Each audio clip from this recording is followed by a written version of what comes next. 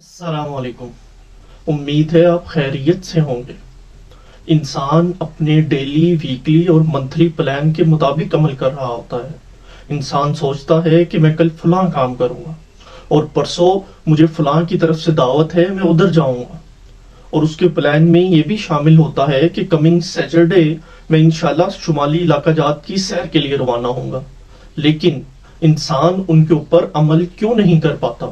یہ قرآن پاک سے رہنمائی لیتے ہیں۔ وَلَا تَقُولَنَّ لِشَيْءٍ إِنِّي فَاعِلٌ ذَلِكَ غَدًا، اور دیکھو کسی چیز کے بارے میں کبھی یہ نہ کہا کرو کہ میں کل یہ کام کر دوں گا۔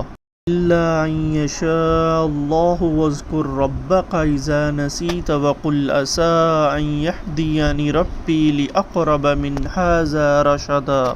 ہاں، یہ کہو کہ اللہ چاہے گا تو کر لوں گا، اور جب کبھی بھول جاؤ تو اپنے رب کو یاد کر لو اور کہو مجھے امید ہے کہ میرا رب کسی ایسی بات کی طرف رہنمائی کر دے جو ہدایت میں اس سے بھی زیادہ قریب ہو۔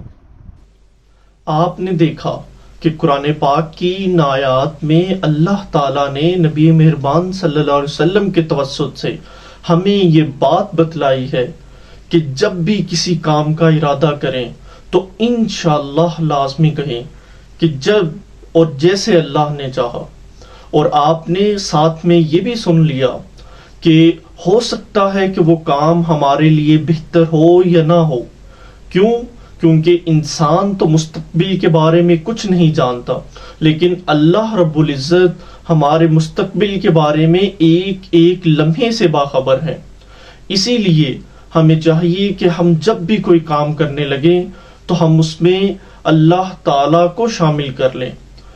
ہمیں چاہیے کہ ہم جب بھی کوئی کام کرنے لگیں تو ہم اس میں انشاءاللہ لازمی پڑھیں کہ جس طرح اللہ تعالیٰ نے چاہا۔ اور آج کل ہمارے لوگوں نے انشاءاللہ کا غلط مطلب نکال لیا ہے۔ وہ سوچتے ہیں کہ ہم انشاءاللہ پڑھ لیں گے اور ہمارا ارادہ ہو یا نہ ہو، جب اللہ تعالیٰ چاہیں گے ہمارا کام ہو جائے گا یا ہم وہ کام پرفارم کر لیں گے۔ ہرگز نہیں، بالکل نہیں۔ کیوں؟ جب تک انسان کا پختہ ارادہ نہ ہو، پختہ عہد نہ ہو، وہ کوئی کام نہیں کر سکتا۔ آپ خود غور فرمائیے کہ عام طور پہ اکثر اوقات ہم انشاءاللہ پڑھ لیتے ہیں لیکن اندر سے ہمارا بالکل کوئی ارادہ نہیں ہوتا تو ہم وہ کام نہیں کر پاتے۔ لیکن جب ہم اپنا ارادہ پختہ کر لیتے ہیں، ہم اپنی نیت کر لیتے ہیں تو ہم اس کام کو لازمی پرفارم کر لیتے ہیں۔ پنجابی چ کہندے نے نا، نیتاں نال مراداں۔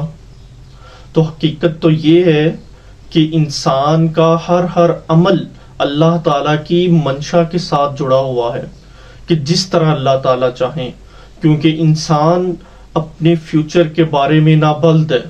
وہ نہیں سوچ سکتا، وہ نہیں سمجھ سکتا کہ وہ کل اس کے ساتھ کیا ہونے والا ہے۔ اللہ تعالیٰ بہتر جانتے ہیں کہ یہ فلاں کام میرے فلاں بندے کے لیے بہتر ہے یا نہیں بہتر۔ تو اسی لیے ہم جب بھی کسی کام کا ارادہ کریں تو ہمیں اپنے ساتھ اللہ تعالیٰ کی رضا کو شامل حال کر لینا چاہیے۔ سورۃ تکویر میں آیت نمبر 29 میں اللہ تعالیٰ ارشاد فرماتے ہیں وَمَا تَشَاءُونَ إِلَّا أَن يَشَاءَ اللَّهُ رَبُّ الْعَالَمِينَ، کہ تمہارے چاہنے سے کچھ نہیں ہوگا جب تک اللہ تعالیٰ نہ چاہے، جو تمام جہانوں کا رب ہے، جو رب العالمین ہے۔